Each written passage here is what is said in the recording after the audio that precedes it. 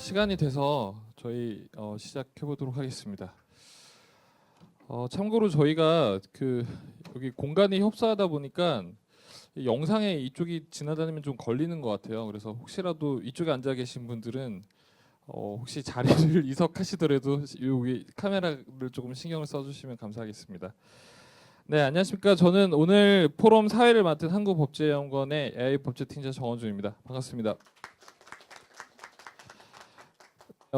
바쁘신 와중에도 이렇게 참석해 주셔서 너무 감사. 네, 오늘 사실 한 자리 모시기 어려운 분들 모셨고 또 논의 주제도 너무 좋기 때문에 굉장히 심도 깊은 논의를 기대를 하고 있습니다. 저희가 AI 법제사팀은 작년에 조직을 하고 작년 그리고 올해 해가지고 굉장히 많은 연구 활동들을 하고 있고 또 많은 공개적인 행사를 하고 있습니다. 그런데 이제 지금 시기가 어쨌든 올해 이제 인공지능 기본법 하위 법령이 사실은 아마 다음 주나 다다음 주쯤 공개가 될 텐데 그걸 토대로 또 인공지능 법제와 관련된 논의들이 앞으로도 굉장히 활발히 이루어질 것으로 예상이 됩니다. 그래서 오늘 이 주제들은 아마 현재 가장 큰 핵심 현안인 인공지능 기본법 하위 법령에 대한 방향성 내지 제언들이 있을 것 같고요. 그리고 또 개별 영역에서 굉장히 중요하다고 할 수 있는 데이터 인프라에 대한 부분이라든가 아니면 에듀테크 영역에서의 문제들을 살필 수 있어서 아마 굉장히 좋은 논의 자리가 될 것으로 기대를 합니다. 네, 그럼 이제 본격적으로 포럼을 시작을 하도록 하겠습니다.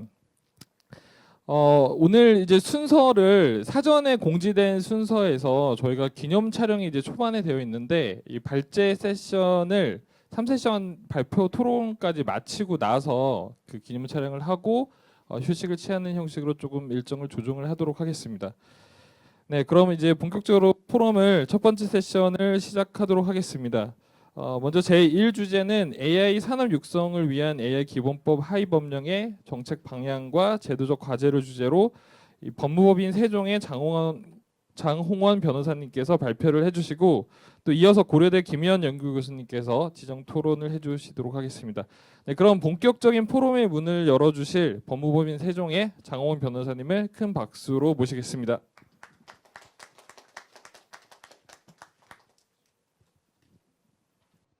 네, 안녕하세요. 이번에 AI 산업 육성을 위한 AI 기본법 하위 법령의 정책 방향과 제도적 과제라는 주제로 발제를 맡게 된 법무법인 세종의 장홍원 변호사입니다. 네, 그러면은 우선 발표를 시작하도록 하겠습니다. 먼저 우선적으로 AI 기본법에 대해서 대략적으로 설명을 드리고 들어가는 게 좋을 것 같습니다. AI 기본법은 근데 우리나라의 AI 기본법에 대해서 이해하기 전에 먼저 EU의 AI 액트에 대해서 조금 설명할 필요가 있을 것 같은데요. EU의 AI 액트는 세계 최초로 인공지능에 관해서 포괄적인 기본법으로 제정된 법률입니다. 그리고 여기 보시는 것처럼 경과는 이제 2021년부터 논의가 시작되어서 작년 2024년 8월에 발효가 되었고요. 2년에 걸쳐서 이제 부분적으로 시행될 예정입니다. 그리고 내년 8월에 전면적으로 시행될 예정이고요. 현재 올해 8월부터 범용 AI에 대한 규제가 적용되었고 내년 8월에는 고영향 AI에 대한 규제가 적용될 예정입니다. 다들 대략적인 내용은 아시겠지만 이제 인공지능 그러니까 EU의 AI 액트는 리스크 기반의 접근법을 채택하고 있습니다. 그래서 AI의 리스크를 4가지 단계로 나누어서 수임 불가능, 고위험, 제한적, 그리고 무위험 이런 식으로 나누어서 규제를 적용하고 있다고 설명되고요. 그리고 수평적인 규제 체계를 택하고 있습니다. 수평적인 규제 체계라고 함은 어떤 특정 영역에서 AI에 대해서 규제가 이루어지는 것이 아닌 AI에 대해 일반에 대해서 규제를 택하는 것인데요. 우리나라도 이러한 규제 체계를 따라서 수평적이고 리스크 기반의 그 접근법을 택하고 있는데 이에 대해서는 뒤에서 다시 말씀드리도록 하겠습니다. 그리고 EU는 이제 범용 AI, 그러니까 요즘에 흔히들 AI만 생각하시는 것이 챗 GPT나 클로드 같은 LLM인데요. 그 LLM은 사실은 범용 AI 모델에 속합니다. 그러니까 AI가 하나의 목적으로 사용되는 것이 아니라 여러 가지 목적으로 선택하기에 따라서 특정 목적에 따라서 역할을 수행할 수 있는 그런 AI를 범용 AI라고 하고요. 그래서 EU AI법은 기본적으로는 리스크 베이스드 어프로치를 택하면서도 범용 AI에 대해서는 별도의 규제를 택하고 있다고 설명되고 있습니다. 그래서 EU AI법의 가장 큰 특징 중에 하나는 굉장히 강력한 제재를 부과하고 있다는 점인데요. 수인불가 위험 AI 같은 경우에는 7%까지, 그리고 고영향 AI, 고위험 AI 같은 경우에는 전 세계 매출의 3%까지 과징금이 부과될 수 있습니다. 그리고 여기 보시면은 이제 기본적인 의무 사항들, 그러니까 고영향 AI, 특히 고영향 AI나 범용 AI에 대해서 적용된 의무 사항들을 제가 좀 나열해 보았는데요. 주목할 만한 점은 이제 사용자와 제공자라는 구분을 하고 있다는 것입니다. 이것은 우리나라 AI 기본법에서 개발 사업자 그리고 이용 사업자를 구분하고 있는 것과 유사하면서도 다소 다른 점이 있어서 그 부분 역시 우리나라 AI 기본법에 대해서 설명드리면서 다시 논하도록 하겠습니다.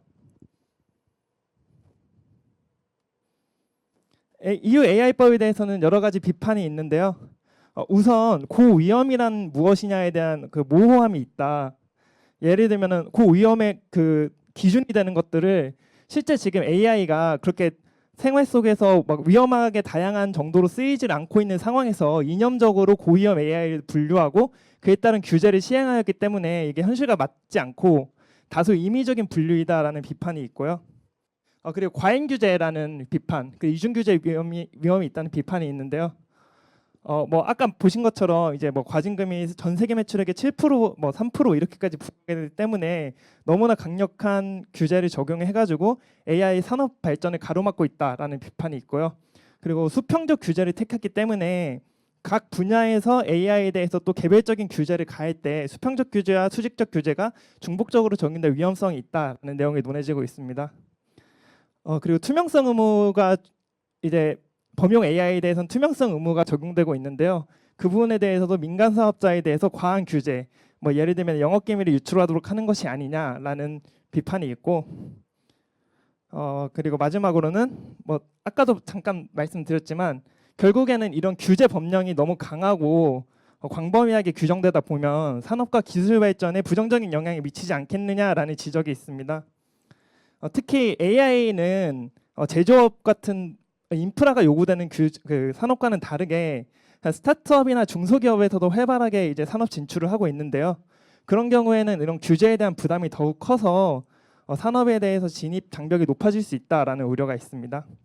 그래서 최근에는 이제 범용 AI 규제에 대한 적용을 앞두고 유럽의 주요 AI 관련뿐만 아니라 여러 기술 관련 회사들이 EU AI 액트에 대해서 시행을 연기해야 된다라고 주장하기도 하였습니다. 네. 국내 AI 기본법은 EU AI 기본법이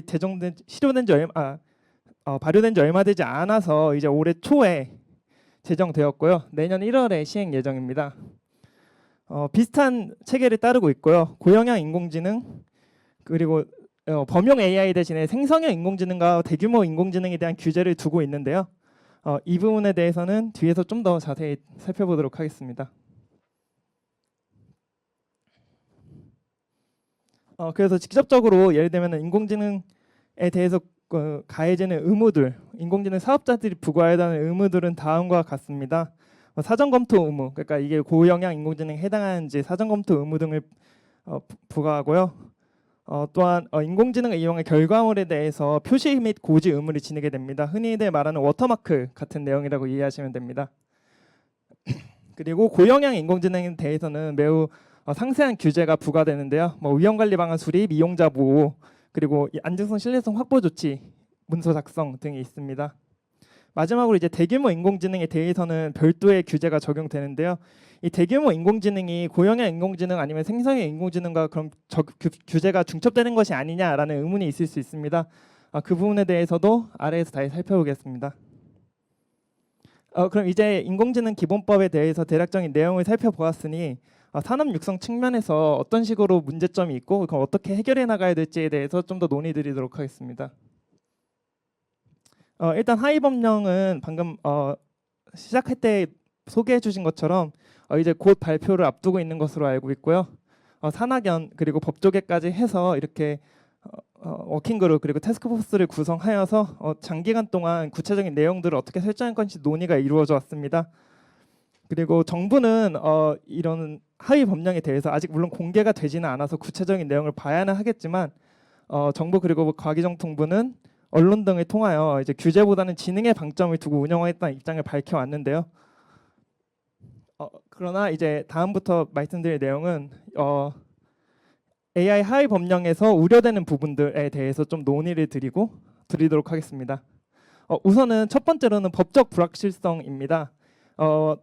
AI 기본법이 보시면 아시겠지만 법 자체에는 그렇게 많은 내용을 담고 있지 않습니다. 그래서 구체적인 내용은 결국에는 하위 법령이나 아니면 가이드라인에 위임하겠다라는 것이 기본적인 입장인 것으로 알고 있고요.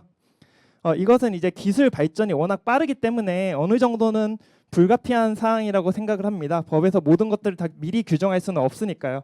다만 그렇기 때문에 어쩔 수 없이 나오는 게 이제 법적 불확실성의 문제입니다. 예를 들어서 AI 기본법은 EU AI 액트와는 다르게 중대한 영향이라는 표현을 쓰고 있습니다.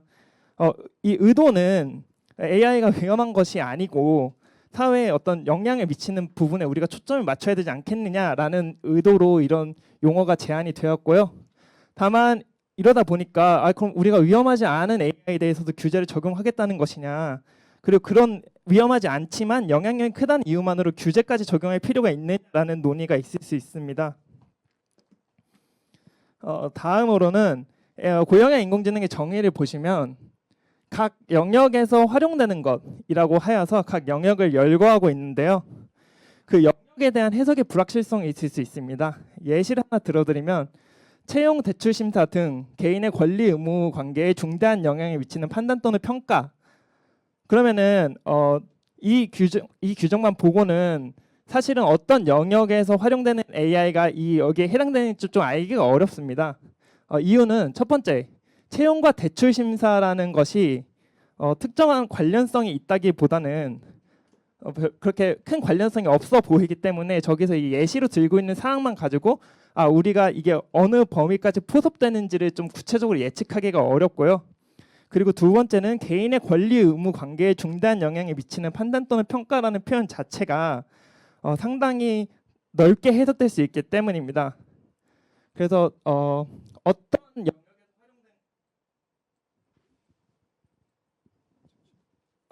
죄송합니다. 어떤 영역에서 활용될 경우에 고영향 인공지능에 해당하는지가 다소 모호한 측면이 있습니다. 두 번째로는 그 특정 영역에서 활용되어야 하는데요. 어느 정도로 활용되어야 규제의 대상이 되는지 이조차 약간 불확실한 내용이 있습니다. 예를 들어서 채용에 관해서 AI를 사용하는 경우에 단순히 서류평가 단계에서 1차적으로 거르는 경우에도 고영향 인공지능을 활용하는지, 아니면은 이게 채용 마지막 단계까지 영향을 미쳐야지만 고영향 인공지능에 활용하는지, 이런 것들에 논의가 있을 수 있습니다. 왜냐하면 누군가는 서류 단계에서만 활용되는 AI는 큰 영향을 미치지 못한다고 해석할 수도 있기 때문입니다. 예를 들면 개인정보 보호법 같은 경우에는 자동화된 결정을 완전히 자동화된 결정, 그러니까 인간의 개입이 없는 단계까지 이르러야지 자동화된 결정이라고 보고 있는데요. 만약에 그렇게 너무 좁게 해석할 경우에는 또 법령이 실질적으로 규제 의미가 없다는 비판이 있을 수 있습니다. 그리고 마지막으로 범용 AI에 대한 내용입니다. 보셨겠지만 이제 인공지능 기본법은 고영향 인공지능, 그리고 대규모 인공지능, 그리고 생성형 인공지능에 대해서만 규제를 적용하고 있습니다. 그래서 사실 챗GPT와 같은 우리가 일반적으로 생각하는 규제의 대상이 되어야 되는 범용 AI에 대해서는 다소 모호한 부분이 있는데요. 영역에서 활용된다고 하면 범용 AI는 그 의미 자체로, 그러니까 챗GPT를 우리가 채용에 쓸 수도 있고, 아니면 우리가 먹는 물의 어떤 생성 과정을 평가하는 데 사용할 수도 있고, 여러 과정에 사용할 수도 있습니다. 그리고 범용 AI 같은 경우에는 사용하기에 따라서 고영향이 될 수도 있고 아닐 수도 있고, 그런데 우리가 그거를 그렇기 때문에 규제를 해야 된다고 하면은 사실은 그 개발 사업자 입장에서는 좀 억울한 노릇이겠죠. 왜냐하면 자신은 그 영역에서 의도하지 않고 그 해당 AI 개발했을 수도 있으니까요.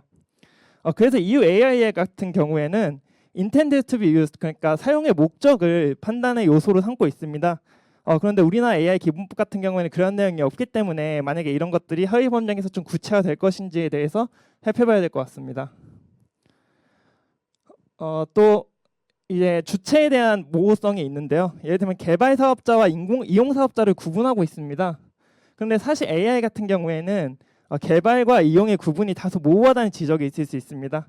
예를 들면은 특정 AI 모델을 자신의 용도에 맞게 조정하는 파인 튜닝을 하거나 아니면은 신뢰성을 더하기 위한 레그 기능을 추가하는 경우, 이런 경우에는 과연 개발인지 아니면 이용인지 좀 모호하고요.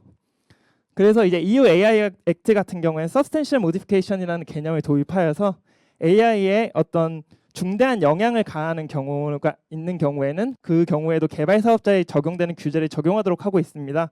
우리나라의 AI 기본법 하위 법령 같은 경우에도 이런 식으로 개발과 이용을 좀 그 모호한 경계를 구체화할 수 있을지를 지켜봐야 할 것 같습니다.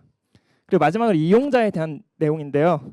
제가 맨 처음에 EU AI법에 대해서 설명드릴 때 EU AI법은 디프로바이더와 디플로이어로 구분하고 있다고 말씀을 드렸습니다. 사실 프로바이더와 디플로이어 구분은 개발 사업자, 이용 사업자의 구분과는 약간 다른데요. 왜냐하면 디플로이어는 순수한 사용을 전제로 하고 있고 이용 사업자는 특정한 인공지능을 이용하여 제품 또는 서비스를 다시 제공하여야 하기 때문입니다.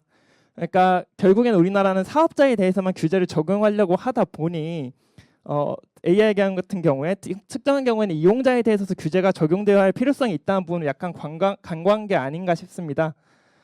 예를 들어서 말씀을 드리면요. 워터마크 표시 의무는 인공지능 사업자에 대해 적용이 됩니다. 근데 AI 창작물을 사용한 기사를 작성하는 경우에는 그 인공지능 사업자가 아니니까 워터마크를 표시하지 않아도 되는 것이냐, 이런 의문이 있을 수 있습니다. 또한 스스로 개발하여 사용하는 경우에는 그럼 규제 대상에서 벗어나는 것이냐라는 의문이 제기될 수도 있고요. 왜냐하면 이 경우에는 누군가에게 제공하는 것이 아니기 때문입니다. 그리고 마지막으로 회사가 채용 AI를 구매하여 이용하는 경우에는 사실은 그 회사는 채용 AI의 개발 사업자도 그리고 이용 사업자도 아닌 이용자에 해당하게 됩니다. 근데 우리가 생각해 봤을 때 그 회사가 채용 AI를 사용한다면 그 채용 AI에 대한 예를 들면 휴먼 피드백, 그러니까 잘 되고 있는지 모니터링을 하거나 하는 의무 같은 경우에는 그 채용 AI를 활용하는 회사에 부과되는 것이 맞지 않나라고 막연히 생각해 볼 수 있습니다. 그런 측면에서 어떤 경우에는 유럽에서 마치 디플로이에 대한 규제를 별도로 적용하고 있는 것처럼 사업자가 아닌 이용자에 대해서도 어느 정도의 규제가 적용이 필요한 것이 아닌가라는 의문이 있을 수 있습니다. 이것은 법률에서도 이런 의무이행 주체 불명확성이 약간 다소 나타나는데요. 분명히 2조에서 이 개발 사업자, 이용 사업자라는 용어 정의를 했음에도 불구하고 31조부터 35조까지 의무를 부과하는 부분에서는 그러한 용어를 전혀 사용하고 있지 않습니다.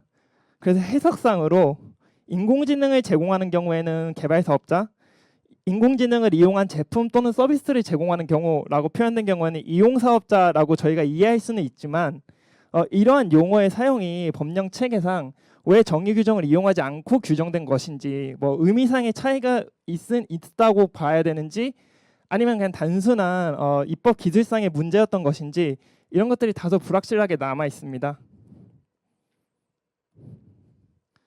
두 번째로는 이제 우리나라 인공지능 기본법도 수평적 규제를 택하다 보니까 중복 규제 우려가 있습니다. 먼저 이제 구체적으로 하나씩 말씀을 드리면요.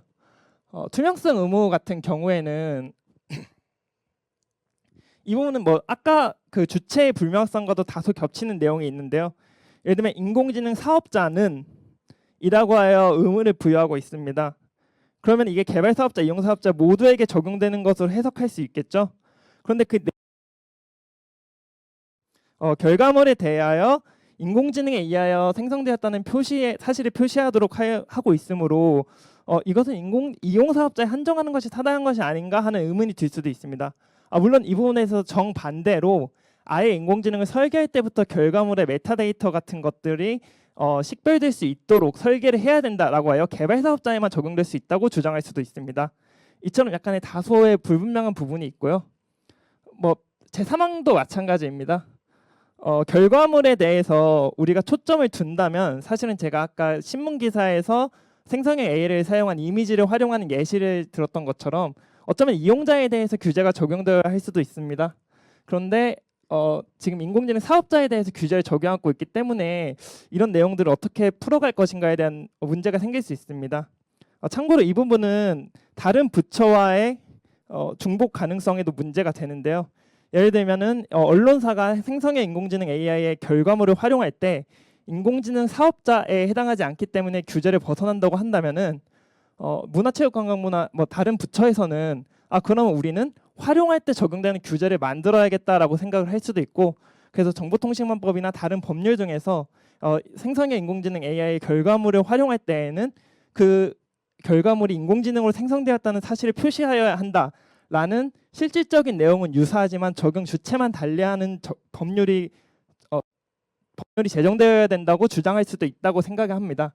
실제로 지금도 여러 부처에서 생성형 인공지능 관련한 안내서를 발간하거나 아니면 법안을 발의하겠다고 하는 등으로 이러한 내용이 좀 현실화될 우려가 있습니다. 뭐 다 비슷한 내용입니다. 사실 사업자라고 적용 주체를 뭉뚱그려서 적용했기 때문에 이게 개발 사업자인지 이용 사업자인지 알기가 어렵고, 하지만 개발 사업자, 이용 사업자는 확실히 다른 역할을 수행합니다. 인공지능 산업 밸류 체인 안에서 개발을 할 때 요구되는 역량과 이용을 할 때 우리가 가할 수 있는 어떤 규제 사항들은 확실히 다를 텐데, 이런 것들을 명확히 구분하고 있지 않아서 이런 것들의 하위 법령이나 가이드라인에서 어떻게 구별이 될지에 대해서 좀 봐야 할 것 같습니다. 뭐 예를 들어서 뭐 안정성 확보 조치 의무를 해야 된다라고 하면은 개발 사업자가 한 번 하면 사실 이용 사업자는 똑같은 내용의 안정성 확보 조치 의무를 할 필요가 없는 것인데, 그런 것들이 과연 중복해서 적용되지 않을지에 대해서 한번 보여야 할 필요가 있을 것 같습니다. 그리고 과도한 규제를 지양해야 한다는 것인데요. 고영향 AI 책무에 대해서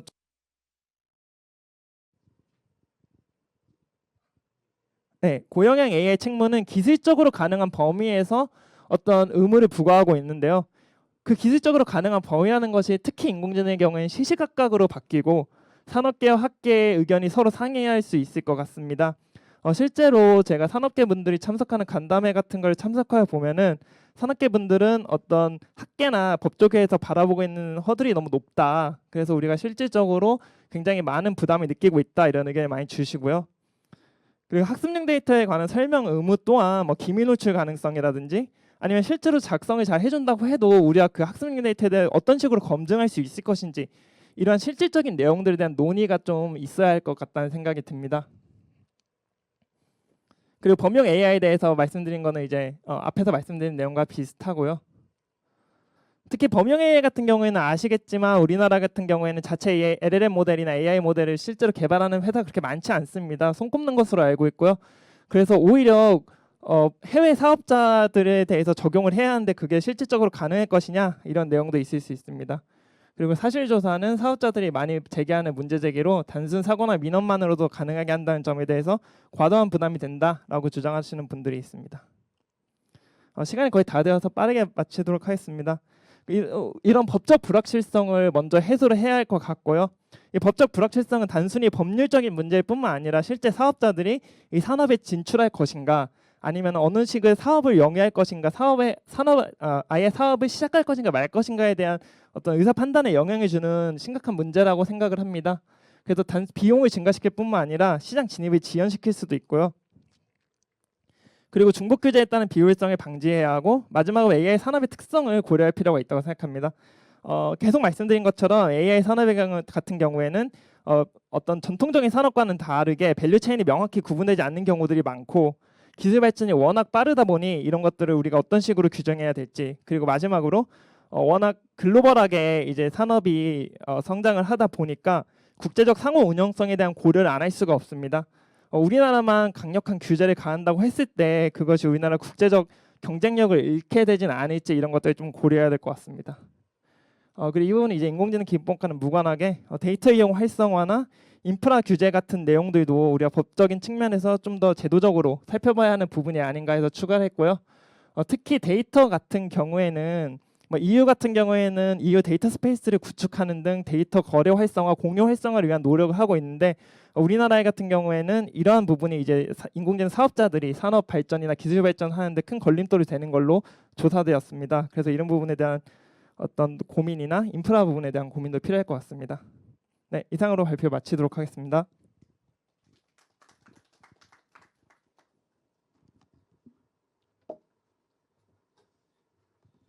네, 발표 좋은 말씀 변호사님 감사드립니다.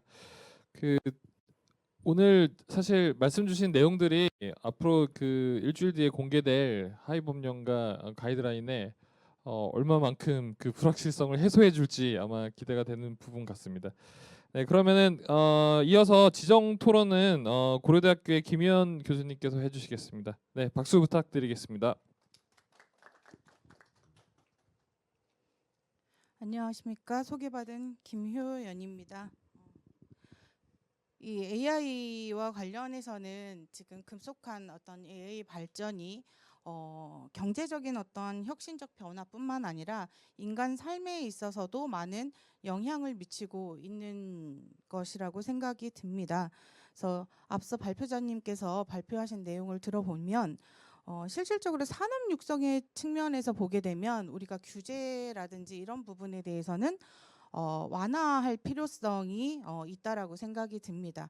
하지만 여러분들 아시겠지만 이러한 AI와 관련된 이런 법제들이 들어오면서 기존에 우리가 형성되어 있던 법률과의 관계를 고려하지 않을 수 없다라고 저는 생각이 듭니다. 그래서 관련 법률에 특히 개인정보법상에서의 어떠한 보호의 어떤 영역이라든지 개념이라든지 이런 거 역시도 실제로 우리 AI 기본법에 있었을 때 혹은 하위 법령에서 시행의 어떤 기준을 마련함에 있었을 때도 그 체계 정합성을 따져서 고려해서 관련 내용들이 구체화될 필요가 있다라고 저는 좀 생각이 듭니다. 그래서 이제 제가 준비된 토론문을 조금 읽으면서 이제 진행을 하도록 하겠습니다. 인공지능의 급속한 발전은 산업 전반의 혁신적 변화를 이끌고 있으나 동시에 안정성, 투명성, 기본권 침해 등의 우려를 수반하고 있습니다. 이에 따라서 AI 활용의 이익을 극대화하면서 위험을 최소화하기 위한 제도적 장치를 각국은 마련하고 있습니다. 발표문에서 제시된 바와 같이 EU는 세계 최초로 포괄적 규제법 률인 EU AI 액트를 제정해서 위험 기반 규제를 제도화하였고 한국 또한 이에 대응해서 인공지능 기본법을 제정하였습니다. 이 두 법률은 모두 고위험 AI와 생성형 AI를 중심으로 규제 체계를 정립한다는 점에 있어서 매우 유사합니다. 하지만 구체적인 의무 주체의 범위나 투명성 확보 방식, 영향 평가의 제도화 여부 등에서는 차이를 보입니다. 이러한 차이는 한국 AI 산업에 직접적인 영향을 미치며 향후 법제 개선 방향을 제시하는 기준점이 된다라고 생각하고 있습니다. 그래서 본 사안에 대해서 발표자께서 중요 현안 쟁점과 문제점 및 AI 기본법 하위 법령이 제도적 과제를 제시하여 주셔서 관련 내용에 대해서 고민할 수 있었습니다. 그래서 주제에 대한 의견을 제시할 수 있는 기회를 저에게 좀 부여해 주셔서 먼저 감사 인사를 먼저 시작과 함께 드렸어야 되는데 조금 지나서 드립니다. 전반적으로 발표문의 내용에는 큰 이견이 없고 토론은 이 발표문에 제시된 쟁점과 연계된 일부 내용에 대한 소견과 질문을 제시하는 것으로 가름하겠습니다. 발표자는 발표문에서 발표를 통해서 한국의 AI 기본법이 AI 사업자라는 광범위한 개념을 사용하여 개발자와 이용 사업자 모두에게 중첩적으로 의무를 부과할 가능성이 있다는 점에서 의무 이행 주체가 불명확하다는 점을 지적하고 있습니다. 지적한 바와 같이 고영향 AI 여부 확인, 안전성, 신뢰성 확보, 투명성 표시 등에서 개발자와 이용자가 동시에 규제 대상이 될 수 있으며 이는 불필요한 규제의 중복과 법적 불확실성을 초래할 우려가 있습니다. 이에 대해서는 사업자를 유형별로 구분하고 이에 따른 규제 적용 범위 설정 및 단계별 책임을 명시적으로 규정하여 산업의 부담 완화가 필요합니다. 또한 이후에 AI 액트는 위험 등급을 기준으로 차등적 규제를 도입한 반면 한국은 고영향 AI와 대규모 AI를 이중적으로 규제하는 과정에서 동일한 사업자가 중복된 안정성 확보 및 영향 평가 의무를 부담할 가능성이 있습니다. 고위험 및 대규모 AI에 대한 규제 중첩의 문제는 산업 발전 관점에서 산업 발전의 저해 요인으로 작용할 수 있습니다. 때문에 대규모 AI와 고영향 AI 관계를 명확히 하고 단계별 규제 경로를 정립하는 것이 필요합니다. 투명성 의무와 이용자 보호의 관점에서 이후의 AI 액트는 기본권 영향평가, 데이터 거버넌스, 투명성 고지 등을 체계적으로 규정하여 이용자 보호를 제도화한 반면 한국은 생성형 AI 결과물 고지 표시 의무를 명문화하였으나 그 구체적인 방식이 명확하며 기존의 어떤 방송통신위원회 가이드라인 등과 중복될 가능성이 있습니다. 이에 대해서 한국의 투명성 고지의 주체 범위에 대한 명확한 확정과 기술 현실성과 이용자 이해 가능성을 고려한 세부 규정이 이제 추후에 나온다라고 말씀하셨지만 이러한 그 법령을 통해서 마련될 필요가 있습니다. 또한 이제 발표문에서 이제 제시된 AI 기본법 하위 법령의 정책 방향은 AI 기본법의 시행을 뒷받침하기 위해 구체적 집행 메커니즘과 가이드라인을 마련한다는 점에서 매우 중요한 의미를 지닙니다.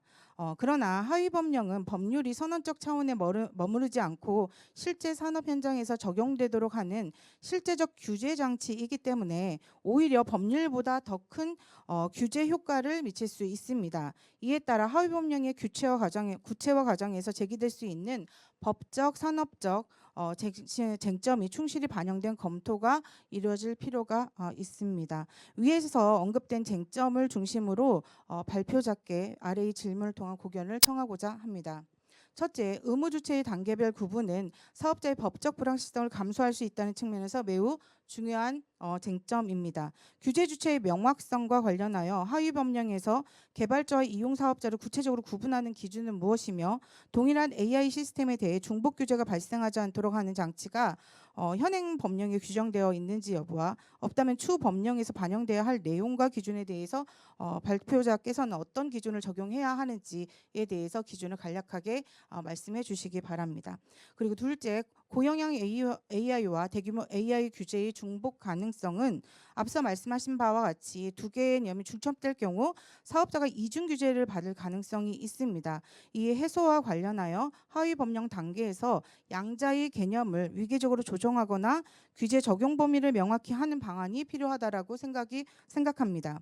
예컨대 대규모 AI는 기술적 규모와 연산 능력에 따른 잠재적 위험 관리에 초점을 두고 고영향 AI는 이용 맥락에서 기본권 침해 가능성에 중점을 두어 상호 보완적 관계로 재정립하는 방안을 고려할 수 있는데 이에 대해서 어떻게 생각하시는지 발표자의 견해를 청합니다. 셋째, 영향평가 제도의 실효성과 관련하여 EU AI 액트 같은 경우는 기본권 영향평가를 제도화하고 있습니다. 그래서 이를 통해서 고위험 AI가 사회에 미칠 영향을 체계적으로 검토하도록 규정하고 있습니다. 근데 이 반면에 한국의 AI 기본법은 기본 영향평가를 권장 수준으로 규정하고 있습니다. 이는 기업 부담을 줄인다라는 어떤 측면에서의 장점은 있으나 실질적으로 기본권 보호를 약화시킬 수 있다는 우려가 있습니다. 때문에 하위 법령에서 영향평가의 적용 대상을 명확히 하고 권장 수준이 아닌 일정한 범위에서의 사실상의 의무를 부과할 수 있는 방안이 고려될 필요가 있습니다. 특히 교육이나 의료를 포함한 공공 영역이나 국민 기본권에 직접적으로 영향을 미치는 분야에 있어서는 영향평가 절차가 저는 필수적으로 도입될 필요가 있다라고 생각이 듭니다. 그래서 이에 대한 발표자의 견해를 청하면서 토론을 마치도록 하겠습니다. 감사합니다.